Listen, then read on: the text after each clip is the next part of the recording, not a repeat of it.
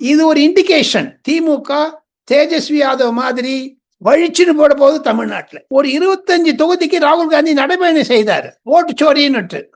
அந்த நடைபயணம் செய்யும் போது நம்முடைய தமிழ்நாடு முதலமைச்சர் மாண்புமிகு ரெண்டு தான் சொல்றேன் நான், மாண்புமிகு மு.க. ஸ்டாலின் அங்க போனாரு. புஷ்னு போயிடுச்சு. மு.க. ஸ்டாலின் போனா காங்கிரஸ் தோத்து வச்சு தேஜஸ்வி யாதவ் தோத்து போயிட்டாங்க. இனிமே சொன்னோம் இந்த பசங்க திமுக பசங்க தான் அடிக்கிற பாருங்கிறாங்க.